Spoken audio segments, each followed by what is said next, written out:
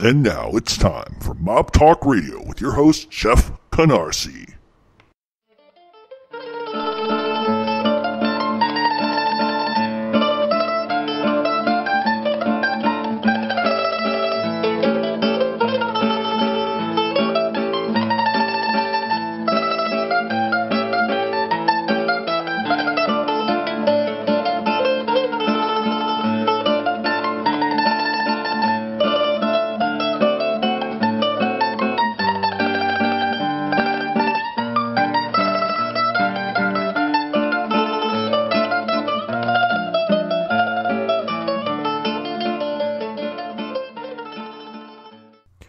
Welcome to Mob Talk Radio. I am your host, Jeff Canarsie, and this is the show of all shows. This is the show everyone has been waiting for. We are going to talk about the little man, the Louisiana mobster, Carlos Marcello. Now, before we get to that, I got to cover a couple things, and then we'll take a break, then we'll come back and get into it. One, the first show we did today was a Q&A where people suggested or sent in questions, and I answered them in depth as far as I could. We're going to continue to do those type of shows, not every week, but probably once a month or twice a month. We may do like a full entire hour show on just questions on their own. Additionally, as far as what is going on in the mob right now, George Anastasia, through his Mob Talk web series, which I have a huge issue with just because of the name. I'm not trying to be a prick about it, but the guy knows I've been using Mob Talk for a long time, and yet he goes out of his way to try to fuck with me. And that's besides the point. I could tell a story as to why I have a beef with George Anastasia. I'm not taking away from his talent, not taking away from his abilities, but let's just put it this way, that John Alite used his name to try to threaten me and threaten my family, and et cetera, et cetera. And when George Anastasia was notified about this, had nothing to say, didn't believe it, I guess. So from a personality aspect, George Anastasia can get fucked. And I'm just being honest. Anyway, as far as Philadelphia goes, I wanted to bring that up, is according to George Anastasia, there's 3 factions. He's wrong. There isn't. There's 4. Joe Lagambi, Joey Merlino, Joe Pungatore, and Philip Narducci are the 4 heads of the family. Effectively, underneath them, they have crews. There's a reason for that, and the reason for that is they're trying to insulate themselves from FBI right now at this point, especially Joey Merlino with the upcoming indictment, or not the indictment, but the federal case that is coming against him. I believe he goes on trial here shortly for that, and that's the reason why they split into 4 factions. Now, where this will become a problem down the line is if Joey Merlino gets sentenced anywhere between 20 and 30 years, it will effectively render him persona non grata. He will no longer be able to control the family, and that's going to create a power vacuum. And it's my belief, and I've said this before, that I think that Joe Pungatore and Philip Narducci are going to take over the family. I don't think Mazzone is strong enough. Borghese may try to, but Borghese doesn't have the backing, and we've gone up and down the history of Philadelphia and why Borghese was in trouble with Merlino, but we're not going to go through that today. So what's going to be interesting to watch is, according to George Anastasia, which once again I'm going to say he's wrong, because a retired FBI agent told him that there's really nobody in power in Philadelphia, and that's absolutely unequivocally not fucking true. Apparently, I don't know who this FBI agent was. He used to be a task force guy. Apparently he doesn't know the streets anymore, because everything that they were talking about was absolutely incredibly wrong and not even realistic. I almost wonder if they just sort of cheated and like jumped on other websites and kind of looked at what everybody else was saying, because it's all irrelevant what they were saying. The bottom line is there will be a power vacuum. I have been saying it for months that it's only going to take a certain amount of things for this to jump off, and one of the major things is going to be is if Joey goes away and no longer has control of the family, is Georgie Borghese going to attempt to try to take over Philadelphia? He doesn't have the strength to do it. He could only do it if his uncle Joe Lagambi helps him out. But at this point in Joe Lagambi's career, he would rather stay fairly well retired, because taking a pinch at 74 years old is a death sentence at this point. So I don't think Lagambi wants the position. Mazzone I don't think is strong enough. Lancelotti is, but Lancelotti, once again, sort of on the outside of this group. But for all intents and purposes here, Joey Merlino, Joe Lagambi, Philip Narducci, and Joe Pungatore are the four factions inside of Philadelphia. With Merlino and Legambi, obviously you have the Merlino side of things, but with Pungitori and Narducci, you have the ex-Scarfo era guys. So at some point, it's going to be very interesting to see how this all kind of works out, how it breaks down. But if you're looking for, I hate to use the words entertainment, but if you're looking for entertainment, Philadelphia is going to be where it's at mafia-wise. Just because they have Scarfo-like numbers again, obviously, and it's really not going to take much, especially when, like I've said it before, all these guys, you got 10 rackets in Philadelphia, you've got 30 or 40 or 50 guys fighting over the same 10 rackets. These guys are in housing contracts, they're in training schools, rehab houses, they're in a lot of legitimate businesses at this point. But I'm sure that the FBI is going to be looking into how these legitimate businesses are run. And then you got Borghese who opens up the social club. So you've got all kinds of problems in Philly. And believe me, it's really only going to take Merlino to go to prison for the next 20 years. And it's over for Joey. And then you're going to see sort of a vacuum effect, and lines are going to start being drawn. And my money is on Narducci to take over with Pungitori underneath of him. They'll probably give Mazzone some nice cushy job, and they'll offer probably Legambi a consigliere role just because he's a stately guy. But things are getting really interesting in Philly, and it's all really going to be dependent on how the Joey Merlino trial goes. If he goes away for a long time, all bets are off. It's going to be chaos in Philadelphia at some point. But from the perspective of George Anastasia, with all due respect, he has no idea what he's talking about at this point. I don't think he has a grip on Philadelphia at all. I don't think he has an understanding of what's going on there. 3 factions isn't even right. It's 4. The fact that he said that he believed that there wasn't even any leadership in Philly, he's totally wrong about that. So I don't know where this guy's getting his fucking information from, but it's not right. And I hate to say that because I know a lot of people will respect George Anastasia and what he does. But at the same time, we can all be wrong. In this case, I'm not wrong. I know I'm not wrong. I have my ear to the ground, so to speak. I know what's going on in Philadelphia, but for George Anastasia to take a leap and start guessing is pretty ridiculous, even for him. I don't like the guy, obviously, but I can also separate my personal feelings from his talents and his natural abilities. Good writer, but, that being said, when you start coming out with books that are filled with categorical lies that have been proven all over the place that they were nonstop lies, you sort of lose all credibility. The minute that you interject yourself into a lawsuit and you allow a rat to make threats using your name and you don't step out and say, you know what, I never said that I would do this or this or this, then you're essentially a fucking coward, just like the rat that you wrote for. And that's where I stand on that. So if you're going to get information from George Anastasia, that's fine. Most of the time he's right, has really good input, but you know what? In this case, he's totally fucking wrong. He's guessing at this point. And I can no longer take the information that him and Dave Schratweiser put out as being valid. I think they're making stuff up. I think that they get information from the police, and I don't even think the police know what the fuck is going on at this point there. So that's my sort of rant for the day in Philadelphia. Once again, I apologize. If anybody likes George Anastasia, listen, I have no problem with him from a perspective of a journalist, with the exception of he printed a book of lies, and I have a personal issue with him. So all of that being said, take it as you want. There's people that hate me and don't think I know what the fuck I'm talking about either. So I'm absolutely fine with that. But Philadelphia is going to be a powder keg at some point. You just got to kind of watch from the outside and see how it happens. But I think a lot of it's going to be predicted or pushed, at least from the aspect of if Joey goes away for a long time. So that's what's going on in Philadelphia. Not much else. There are some things going on here in New York, and there are some going on in Rhode Island. Mayor of Peace just got denied parole in Cranston, Rhode Island, gangster up there. So we're keeping our eye on a bunch of things. So anyway, let's get to a break and let's get back and cover something enjoyable like Carlos Marcello. Stay tuned.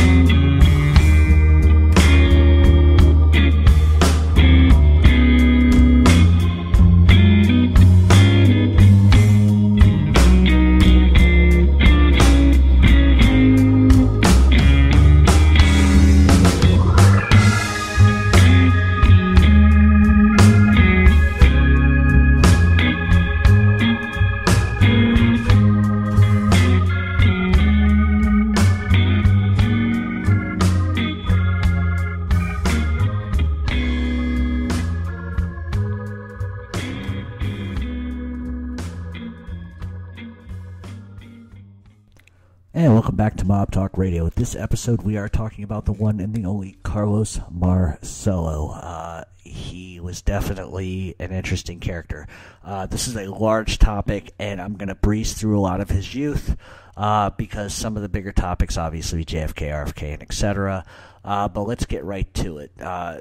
He was born in Calogero, Minakori, February 6th, 1910 in Tunisia, and 1911 his family settles in Matare, Louisiana, and one of the reasons why, and we'll see later on, that Marcello had such a problem was because he was not born in the United States, so technically he was an illegal alien.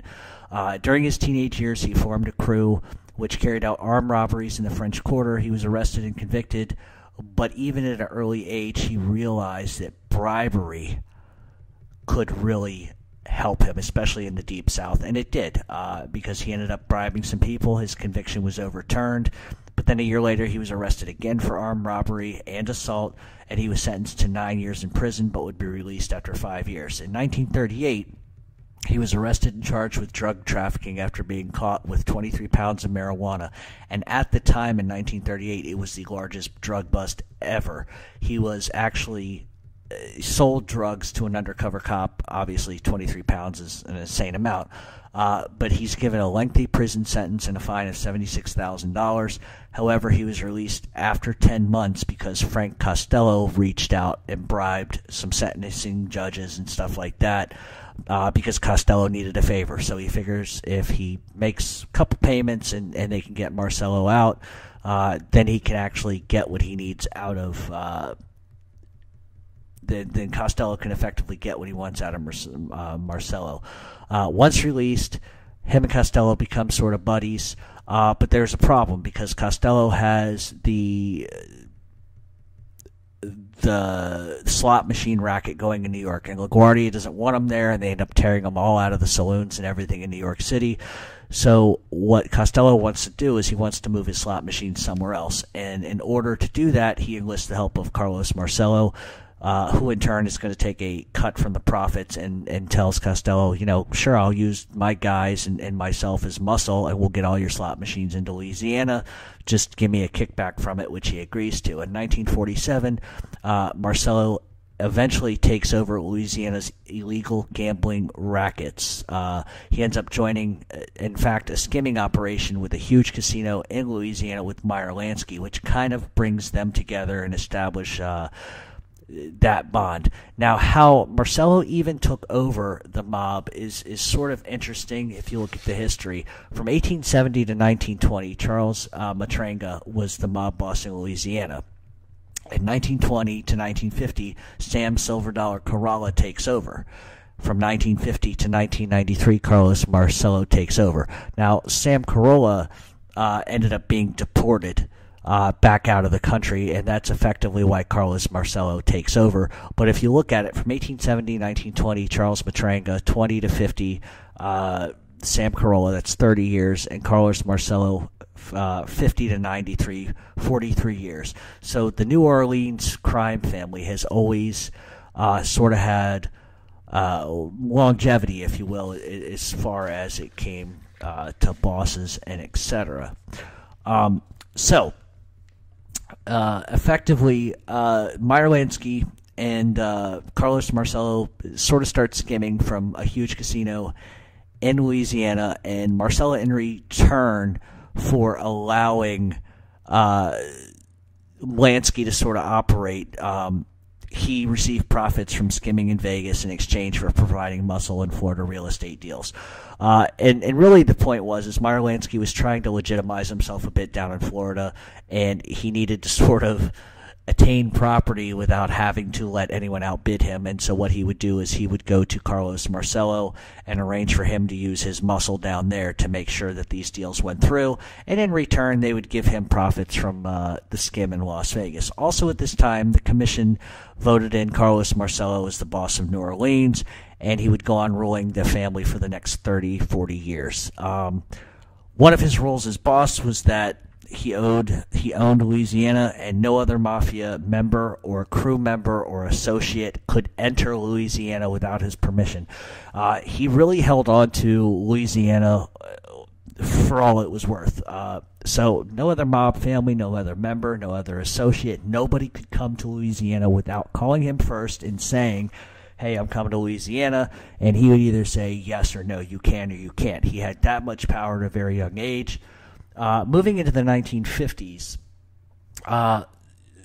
one of the things is that Marcello would kill people. He had no compunction about killing people, and in fact, he sort of had a unique way of dispatching people. He would literally, obviously they would be killed, and their bodies would be dragged to his 6,500-acre estate in Louisiana, and he would have lye poured on them, and then he would just bury them either in the grounds there on his estate, or he would, once the body dissolved, he would just dump the, drippings, I don't know a better word to say, into the swamps, and that was his method. His territory was very, very big: Texas, Alabama, Houston, even on the Mexican border. He was a part of the French Connection as well. His gambling empire went from Louisiana to Texas, Oklahoma, Arkansas, Chicago, Missouri, Mississippi, California, the Caribbean, even into Central America. A lot of the Midwest cities that he did operate, there was a huge call girl ring, which prostitutes were brought into these different bars, like as a venue, and that was run by Jack Ruby. Now, if that name comes off as sort of familiar to you, it should, because he's the one that killed Lee Harvey Oswald. We're going to get to that.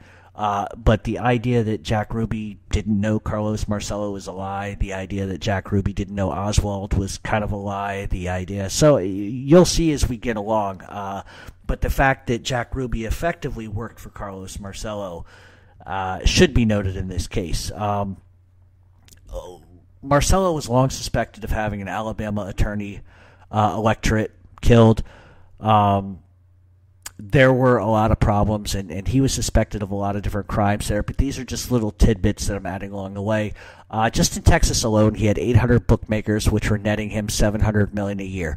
That doesn't account for some of the labor racketeering, the drugs, the oil, and other things that Marcello was into. Just the bookmaking alone was $700 million a year.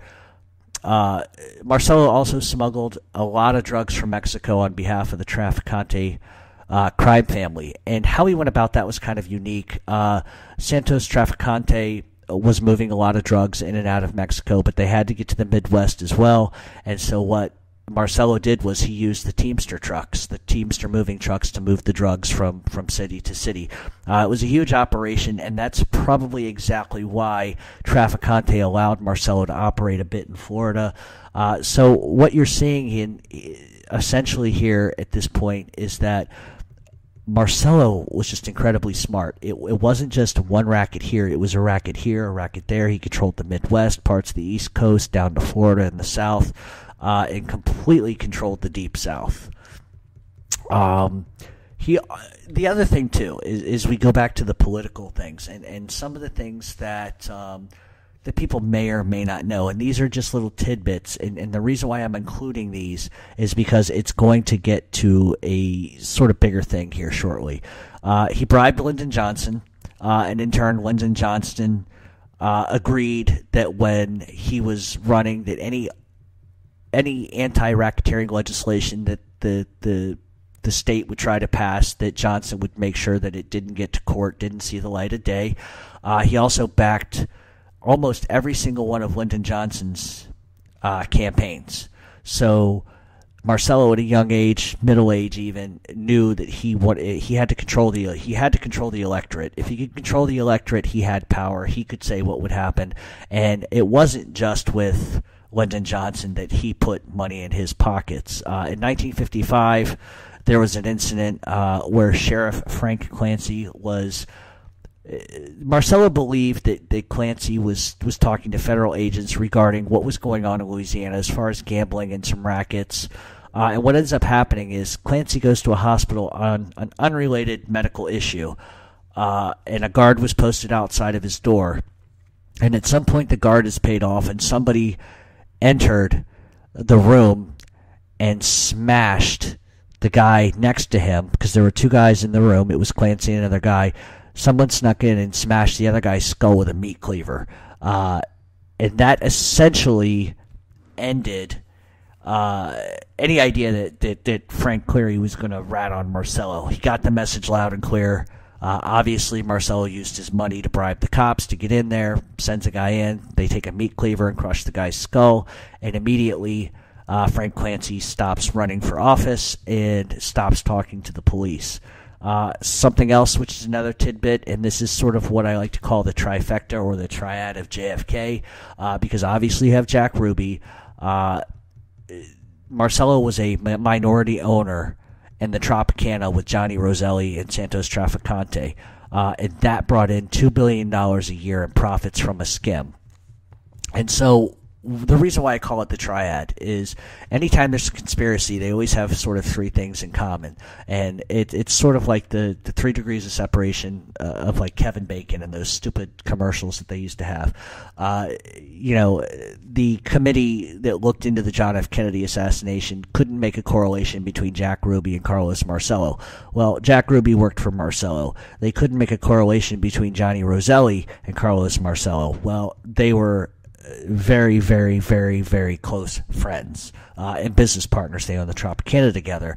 Marcello was involved with Russell Buffalino and some of the CIA stuff that went on down in Florida. So they all kind of knew each other. And it even got to the point where J. Edgar Hoover would go on record as trying to help Marcello by saying, listen, you're not allowed, you would tell Bobby Kennedy, you're not allowed to wiretap Marcello, and everything that or Santos Trafficante for that matter, and everything that we've looked into as far as Carlos Marcello is telling us that he's not really a major mob figure. He's a nobody. He's a tomato salesman. So Marcello had the kind of power at a young age to control J. Edgar Hoover. And that obviously would go on to infuriate Bobby Kennedy. But we got to kind of get to that story first. In March of 1959, Marcello was forced to appear before the U.S. Senate Committee investigating organized crime. Serving as head counsel was Bobby Kennedy, and John F. Kennedy at the time was the supervisory senator. Marcello, in response to questioning, took the Fifth Amendment 156 times. He refused to answer any questions, which infuriated Bobby Kennedy, which was sort of going to start the issues. 1960, Carlos Marcello donates $500,000 through Jimmy Hoffa and the Teamsters to the Republican campaign of Richard M. Nixon, who was running against John F. Kennedy at the time. See, Marcello never liked Kennedy, and the reason why Marcello never liked Kennedy to begin with, this kind of goes back to Sinatra, Giancana, and Joe Kennedy, and that's essentially where this story is. This is where the bulk of, if you're into the John F. Kennedy thing, is really, really, really going to come into play. So just to back it up for a second, the reason why he donates money to Richard Nixon is he doesn't want Kennedy in office. He doesn't want Kennedy in office because he doesn't like Bobby Kennedy. He thinks Bobby Kennedy's a sniveling little shit. The FBI told Bobby Kennedy, you can't wiretap him, leave him and Santos Trafficante alone. He's just an old guy who sells tomatoes, leave him alone. Because J. Edgar Hoover was on the take, and J. Edgar Hoover knew when to shut up. J. Edgar Hoover was controlled. But Bobby wouldn't hear of it and was incredibly insulting, rude, crude to Marcello, and Marcello didn't like it one goddamn bit. So the other facet to this is Frank Sinatra, Sam Giancana, and Joe Kennedy. And without going into like a 45-minute dissertation on this, the reality is this, is that John F. Kennedy could not get elected in southern swing states. They were not going to vote for a Catholic, especially not an Irish Catholic, okay? So that's the first fact. Joe Kennedy was a bootlegger, a drug dealer, amongst other things. The Kennedy family got all their money from bootlegging, from drug sales, labor racketeering, and etc. So the idea that Joe Kennedy wasn't involved with organized crime is a joke. He was completely absolvent to them. He owed them money. He was behind a lot of Jimmy Hoffa stuff and the Teamsters stuff. So what ends up happening is Joe Kennedy realizes he needs two things. He needs the mob to back Kennedy and to either rig votes or help swing votes. And they also need Frank Sinatra to go to Hollywood, because if Sinatra can get the Hollywood crowd involved, then that means more votes for John F. Kennedy. And that's exactly what happens. Sinatra goes to Sam Giancana, explains kind of what the deal is. Giancana agrees, but Giancana also says, if we do this, then if Kennedy gets elected, he's got to lay off of us. He's got to leave us alone. And so there's a loose agreement that if the mob does what they do and Sinatra does what he does, then, John F. Kennedy will relax on the mafia. And so everything is planned. So eventually you see Kennedy get elected. And one of the first things Kennedy does is he elects his brother to become Secretary of Insanity, is like what I like to call it, because he's basically elected to Attorney General. And all of a sudden, he launches a war on the mafia, the likes nobody has ever seen. And that's kind of a problem. And it's a problem because the mob gets Kennedy elected. Sinatra helps get Kennedy elected. Kennedy couldn't do this shit on his own. I don't care what anybody says. And a lot of people talk about Kennedy like he was like the second coming to Christ. And the reality is Kennedy wasn't a great president. He was great for social and civil issues. But the reality is he was not a great president at all. And history has distorted that. And we can go through step by step for all the reasons why Kennedy likely could have been killed and etc. But that's not where I'm trying to go. That's like that's like a 5-hour show that I could do. But the point is that right after JFK becomes president and he makes Bobby his attorney general, Bobby starts doing this attack. And his main target, for some apparent reason, is Carlos Marcello. He doesn't like him. So in March of 1961, the CIA abducts Carlos Marcello. Now, here's how that goes down. Carlos Marcello, they were trying to throw him out of the country because he wasn't a citizen. And that was the stance that Bobby Kennedy was going to try to take. He's not a U.S. citizen. Let's just get him out of here. The problem is that Marcello had a lot of lawyers working on this, and Bobby Kennedy just couldn't exactly throw him out of the country. So while Marcello goes to sort of check in with INS, the INS of the day, just to let them know where he is, where he's living, he's kidnapped by the CIA, put in a plane, a parachute is strapped to him, then they get over top of Central America, and the CIA throws him out of the plane in midair. Obviously probably explained to him how to put a parachute and how to work that. And he lands somewhere in the jungles of Central America. Despite the chagrin of the FBI and Bobby Kennedy, 2 weeks later, Marcello appears back in New Orleans, much to everybody's shock. Then on April 4th, Marcello is arrested by police, and he was put on a plane and forcibly taken to Guatemala and dumped off in the middle of nowhere in Guatemala. 2 weeks later after that, Marcello arrives back in Baton Rouge, Louisiana. Marcello was irate. Not only is Bobby Kennedy single-handedly going out after him, but the mob got these bastards elected. They got them into office, and now they're going to kidnap him and continue to keep throwing him out of the country. So what essentially happens at this point, and the writing was probably on the wall way prior to this, but what the issue now is that Marcello wants Kennedy dead. It's not so much that he's upsetting his rackets. It's the harassment. It's Bobby Kennedy. It's Marilyn Monroe and everything that John F. Kennedy is doing behind the scenes. John F. Kennedy and Joe Kennedy made promises. And apparently the problem necessarily wasn't John F. Kennedy. It was Bobby. Bobby was the one that wouldn't stop. And it came to a head when Bobby and John had a conversation about Sam Giancana, about some other people that was Sinatra hanging around. Bobby thought that it was in the best interest of him for his presidency to knock it off. And John really didn't have a choice at that point. He had to kind of go along with his brother. But I don't think ultimately, at the end of the day, it's really what he wanted. So it really was the actions of his brother that would get him killed, as far as I'm concerned. That's my theory. And there's a reason for it. The only way that you could ever cut the feet from underneath Bobby is to kill his brother. Because Bobby only has power because of his brother. You take away his brother, who the fuck was Bobby Kennedy at the end of the day? Nobody. So if you cut the head off the snake, tail's no good. And that was the theory that Marcello had at the time. That if they could find a way to effectively make Bobby Kennedy weak, the only way to do it would be to kill JFK. Now, I have a list of stuff here about this. And obviously, I cannot cover it truly in the way I want. because that would be a 5-hour show. I also cannot, because Marcello's life was so big, you almost have to condense it and make it small.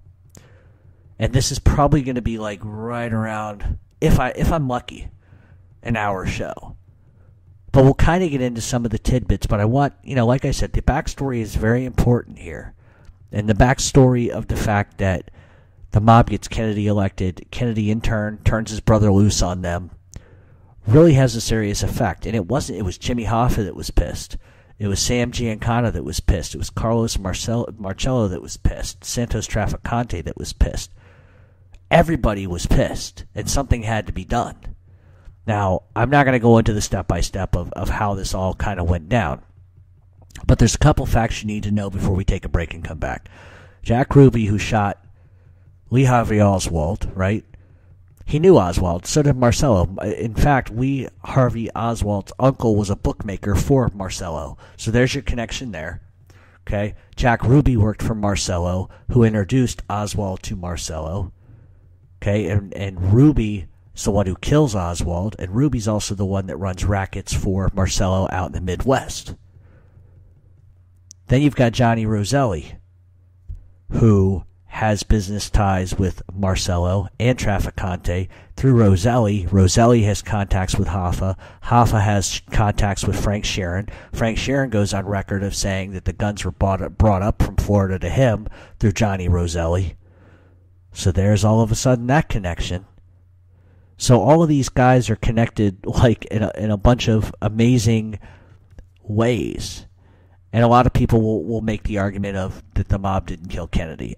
I think they did. I think that there's collusion on all parts. Marcello's giving money to Richard Nixon, Lyndon Johnson. We start. I'm a big fan of if it smells like it, looks like it, tastes like it, then it probably is it. And I've always said I thought the mob had something to do with it.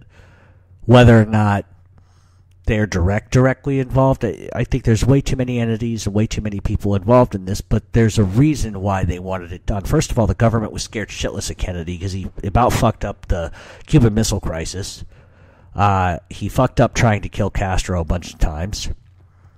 He is out having lurid affairs, doing exactly what he wants. Meanwhile, his brother is going after the very people that arrested him.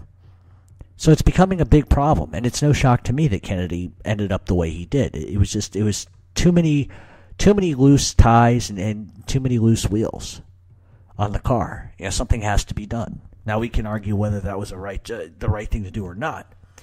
I happen to see it from the angle of you go to these people because you want Castro killed, you go to these people because you want these people assassinated, you go to these people because you can't get elected on your own fucking merits.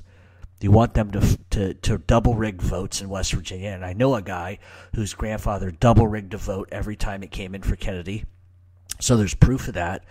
So, realistically speaking, it makes sense in a million different ways. Was Oswald just a patsy? I would almost be willing to bet you 100% he was. I don't believe that he was the only shooter either. But, like I said, that's for another time and another show. And what I want to do right now is take a break, and when we come back, we're going to talk a little bit about JFK and sort of what happens from there. So stay tuned.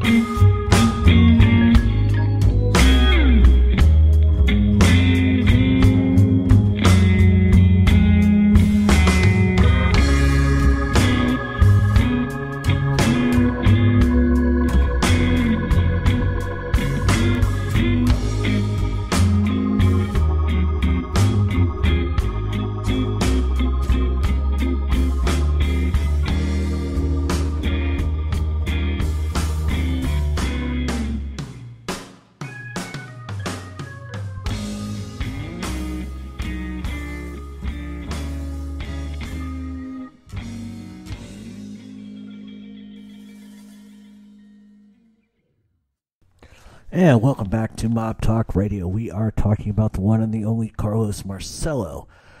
Now we sort of take a kind of a turn to JFK. And I apologize to those who are maybe possibly expecting that I would cover Marcello to the extent where it was like A, B, C, D, E. And it can't be like that because Marcello, for as grandiose as he is and for all that he is, JFK is probably the biggest common denominator. So, with that saying, in September of 1962, Marcello sort of begins to talk to a private investigator named Edwin Becker, and he made some very interesting statements, and one of them was, a dog will continue to bite you even if you cut off its tail. And he essentially was talking about Bobby Kennedy, and then he follows it up with, whereas if you cut off his head, it would cease to cause trouble. So in other words, he's making reference to a private investigator about, if you kill Bobby Kennedy, you still got a problem, because the problem isn't Bobby Kennedy, it's John F. Kennedy. Becker would go on to report that Marcello wanted Kennedy effectively dead. Marcello later told an informant that effectively he would need to take out insurance for the assassination by setting up a nut to take a fall for the job, just like they do in Sicily. And taking out insurance would essentially mean hiring somebody that's a patsy, somebody who's going to take the fall for somebody else's actions. Then in November 22nd, 1963, just prior to the assassination of John F. Kennedy, Jack Ruby met secretly with Marcello and Santos Trafficante over an issue with AGVA, which was the American Guild of Variety Artists, and essentially it was a labor issue that Jack Ruby needed to meet with them for. So what we see is just prior to the Kennedy assassination, Jack Ruby's meeting with Carlos Marcello. Now, granted, it could have been over the AVGA, but the reality is that there was probably a lot more in that discussion in the meeting in the AVGA, or the AGVA, excuse me. After John F. Kennedy is assassinated, the FBI thoroughly investigated Marcello at the request of Bobby Kennedy, and the conclusion is that he wasn't involved. And they also said they didn't believe that he was a significant organized crime figure, which is sort of highly suspect to me. Marcello was incredibly well known in Louisiana, had ties to New York, to Florida, to the Midwest, southern swing states, had relationships with Richard Nixon, had relationships with Lyndon Johnson, had donated lots of money, had been arrested for marijuana distribution. So the idea that the FBI comes back and says effectively that they don't believe that Carlos Marcello is a significant organized crime figure is laughable at best. And they also go on to say that Marcello simply just earned his living as a tomato salesman. He had a tomato sales company which made an incredible amount of money, but that's all he was, just a little old man who didn't bother anybody, who was a tomato salesman. And they also went on record saying that there was no link between Jack Ruby and Carlos Marcello, which is another one of those little moments where you say, yeah, not so much. Because Jack Ruby did work for Carlos Marcello. And Ruby was very well known. Ruby just didn't come out of nowhere. He ran a lot of nightclubs for Marcello. He brought in the prostitutes, sort of like a venue act. A few years ago, there might have been high-end strip club acts that would go from one major strip club like School's to another one as a highlight act, and that's effectively what Ruby did, with the exception that these were prostitutes. And the idea that Ruby and Marcello didn't know each other, according to the FBI, is highly suspect, highly ridiculous. So, moving on from JFK just a bit, in 1966, Marcello is arrested in New York City after having met with the commission. The reason why he was meeting with the commission to begin with is because his leadership was being challenged by Santos Trafficante Jr. and Anthony Caralla, who was the son of former Louisiana boss Silvestro Caralla, Silver Dollar Sam. And what the beef was is that Anthony Corrales should have had the opportunity to take over for his father after he was basically thrown out of the country. And what Marcello did was he used a Miami attorney, Rollo Carriquit, to effectively argue on his own behalf, so he didn't have to be there essentially at the meeting itself. He also had an associate by the name of Milton Hargis, who would negotiate with the commission on his behalf. And what ends up happening is the commission ends up ruling on the side of Marcello, because Marcello had really made a name for himself. He was bringing in $700 million just in bookmaking alone. He had followed sort of the Frank Costello model and owned politicians. So if there was a guy that they definitely wanted in, it was him. But just as the commission is ruling, the cops break into the room.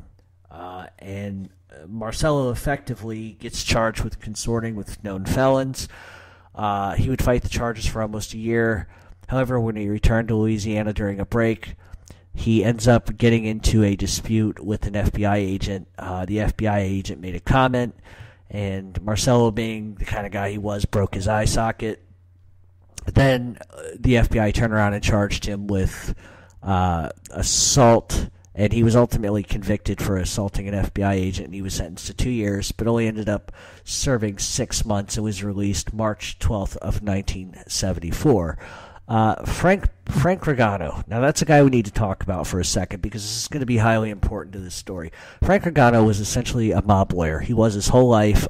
He was the mob lawyer for a lot of big names, especially Carlos Marcello. And after Marcello died, Frank Regano started telling stories and things that he knew. And so these are a couple of the things that Frank Regano ended up coming out with. Frank Regano said that in the beginning of 1963, Jimmy Hoffa asked Frank Regano to send a message to Trafficante and Marcello regarding a plan to kill John F. Kennedy, which included Frank Sheeran and Russell Bufalino. There was a meeting that was called, and it was held at the Royal Orleans Hotel. And Regano passes the message on to Trafficante and Bufalino and Marcello. And according to Regano, all three gave the impression that they intended to go with the plot. Not one of them said, no, what is he, crazy? They just sort of nodded and let it go at that.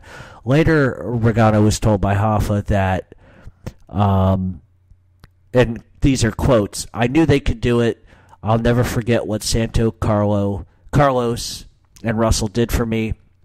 Later, Marcello told Regano that Hoffa owes me big. He better not screw up. Also, David Ferry, who was involved supposedly with the JFK situation, introduced Lee Harvey Oswald to Ruby, who introduced Oswald to Marcello. In 1981, Marcello was indicted for conspiring to racketeer, mail and wire fraud, and a scheme to bribe state officials to give Marcello and 4 others a multi-million-dollar insurance contract. The indictment, also known as the Bree Lab, was basically used multiple multi-wiretaps to uncover corruption at the highest levels of state government, and of course Marcello was right at the top of that. Marcello ends up getting convicted.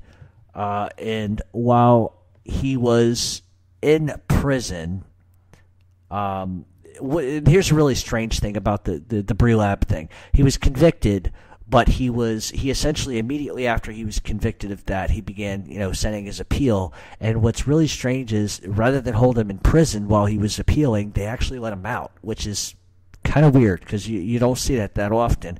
And that just tells me that a lot of money was handed over. Eventually, he reports to prison in 1983 when his appeal gets denied. In 1989, Marcello suffers a series of strokes. July 5th, the U.S. Court of Appeals threw out the Bree Lab conviction, so after 6 years and 6 months, he was released from prison.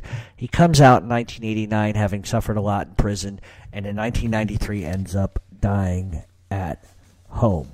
Now, what makes the life story of Carlos Marcello very interesting is that he came from nothing.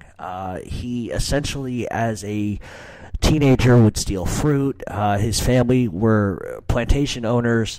And they grew fruit. They owned farms. And one of the things that Marcello would do is obviously go sell the fruit to the French Quarter and stuff like that. And he ends up just kind of getting mixed up in the underworld because he doesn't want to be a nobody. He doesn't want to be poor. And he gets in. And the thing is that Louisiana at the time, Silver Dollar Sam was running it. It was pretty wide open. So in a relatively quick span of time, Marcello goes from being just a sort of a regular knockaround kid to a leader at a very young age, incredibly young age. He was a made member of the Mafia by the time he was 24, and it wouldn't be long until he ended up taking over the reins for himself. And he established, a lot like Buffalino, he established those political ties. Lyndon Johnson, Richard Nixon, state attorneys, police officers, investigators. He sort of took the Frank Costello mold of knowing that your power not necessarily isn't in what you know, it's who you know and how deep your pockets are. If there was something that could be fixed, believe me, Marcello would be on top of it. Looking at things objectively, just the pure fact that he was able to pretty much go where he wanted and do what he wanted makes him a viable powerhouse in the mob. The fact that anybody who came to Louisiana at that time had to have permission to even enter the state tells you the kind of power that he had. Now, if you really look at the time period that we're discussing, you know, he came along a little bit, I believe, before Buffalino, but him and Buffalino's story sort of echo each other a little bit. And obviously they were friends. They knew each other very well. But once again, this is a situation where, if you notice, Buffalino, looking at Russell Buffalino for a second, he had a lot of political power, a lot of plight when it came to politics. He had deep pockets. And he utilized the money that he made to establish legitimate enterprises. The same thing Marcello did. So they sort of echo themselves in a lot of ways. And when it's sort of, if you take away the JFK thing for like a second, Marcello was still incredibly powerful. Would not hesitate to murder. Didn't have the patience for anybody.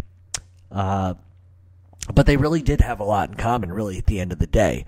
In comparison to New York crime families, you know, once again, Marcello's like an outsider that gains his reputation through being an incredible earner, being incredibly violent when he needs to be, but he's also distinguished. He's a politician. He's a banker. He's able to bridge the gap between people through money, through politics, through having a good demeanor. If Marcello has the demeanor of, say, a Nicky Scarfo, believe me, this doesn't last very long.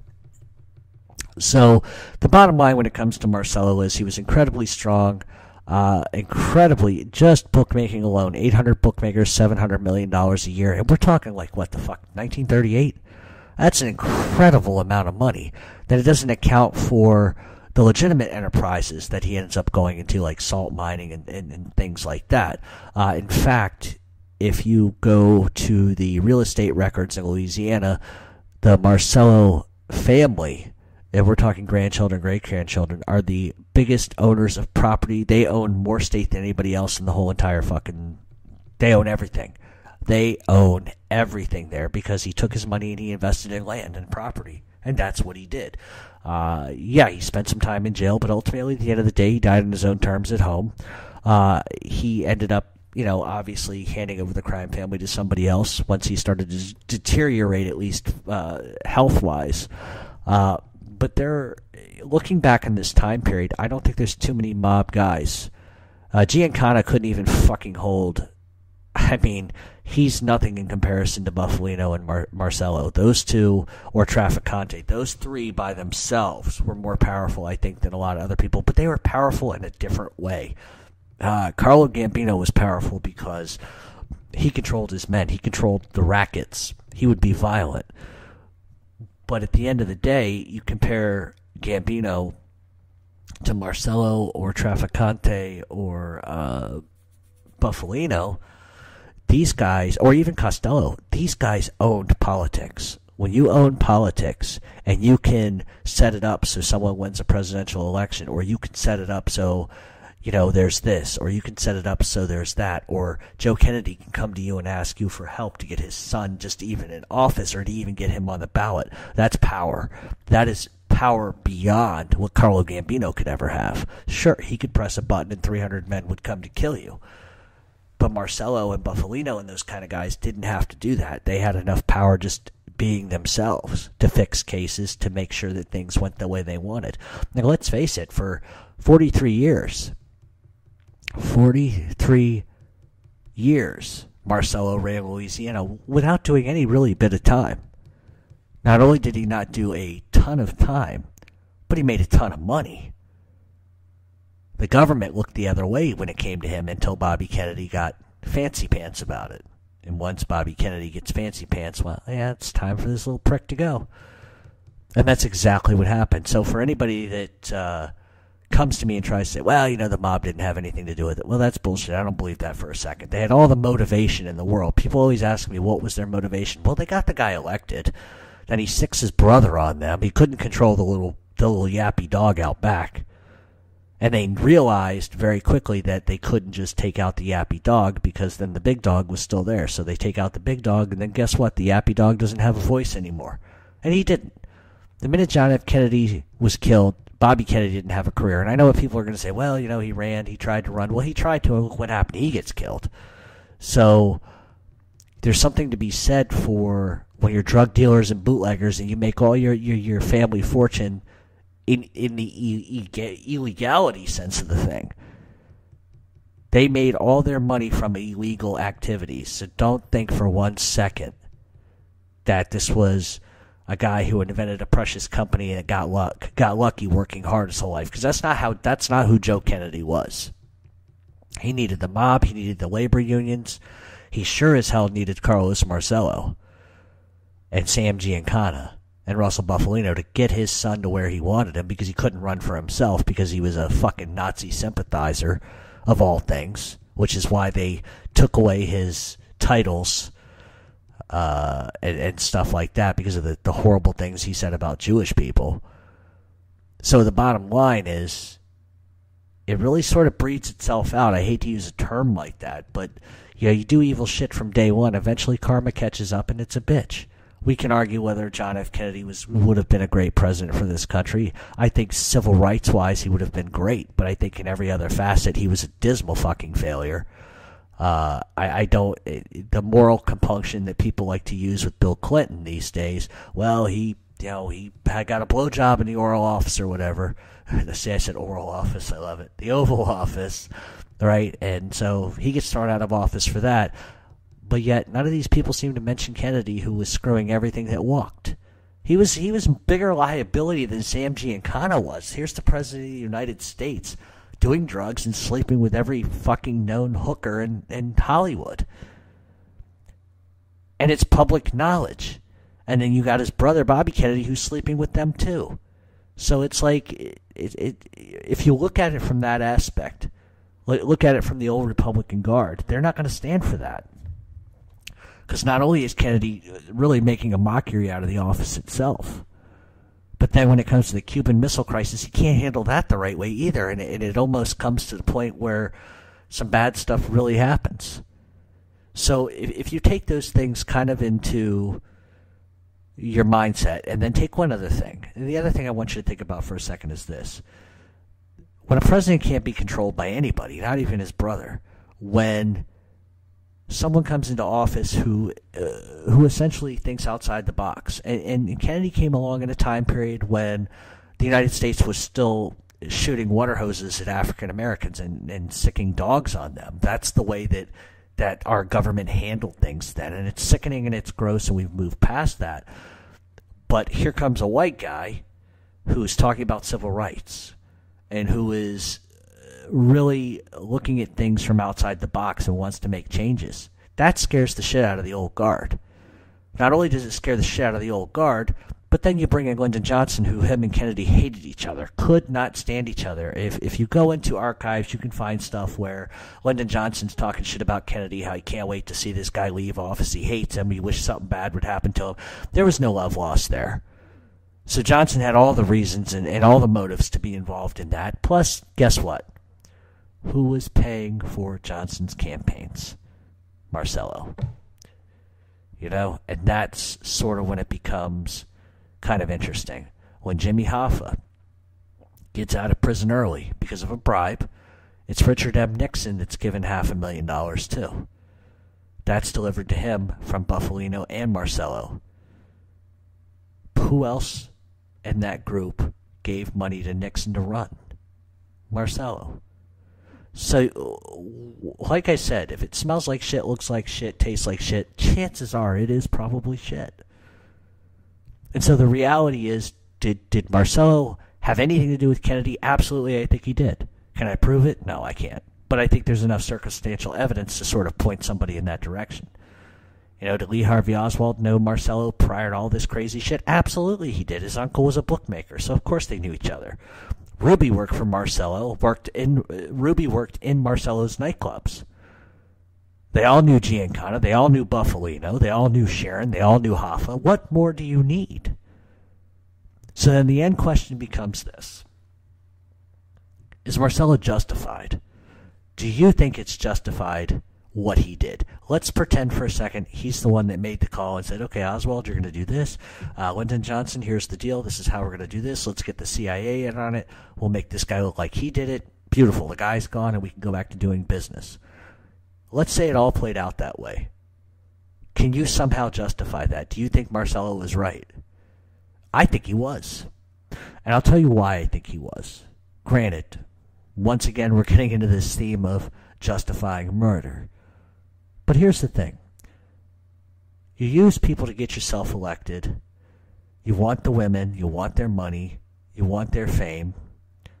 And you take your little brother and you sick him on everybody like an attack dog because you're so afraid because that's what the mob had on Kennedy. They had juice on him. They had photos of him with other women. They had the information that Joe Kennedy came to them and begged them for their help. And if that ever had come out during Kennedy's administration, he was done. And Kennedy couldn't have that. And so what he does is he allows his brother to attack them. And look what happened as a result.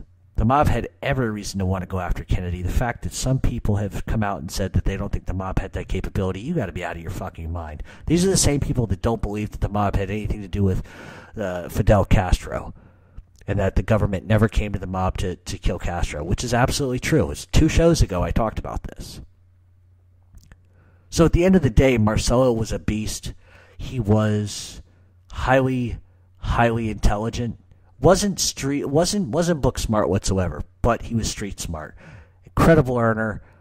But more than anything, it was the political connections that he had that enabled him to do what he did. So, that's Carlos Marcello. And if I've missed anything, believe me, I could really honestly do the JFK assassination show. I could do like 10 hours on that. That was a very big part of my youth for many different reasons. But the reality is that there are certain mob guys in this life, in this world, that are a dime a dozen. And Marcello, you better believe, was one of the top. Not only in earning capacity, but just those political powers, just being able to do so much and have so much territory, speaks volumes. Wasn't a sociopath like Scarpa and some of the other ones, but he used murder as an ends to justify the means, majority of the time. He was more of a dignitary in the sense. He was a diplomat about things. But don't get me wrong. You cross the guy, it's over. So, I hope everybody enjoyed the show today. I hope it wasn't too mundane. I hope it didn't go too crazy. There are some things that I did leave out, but there's a reason why I did. And this is a topic that I really probably would rather discuss even further, but I just can't. So all that being said, if you guys have any ideas of any shows, topics, or whatever, reach us at Real Mob Talk 7 over on Twitter. Go to Facebook and type in Mob Talk Radio. You go to our blog, which is Mob Talk Radio True Crime Page blog. There's links all over the place. And hopefully we can kind of sort of get into some updated stuff here in the next couple weeks. I do have some guests coming on, I promise. So lots to look forward to. Like I said, I wish I could do like a 3-hour show on Marcello, but I just can't. I've allotted a certain amount of time. So that's that. So I hope you enjoyed it, and have a great weekend, everybody. Thanks for tuning in.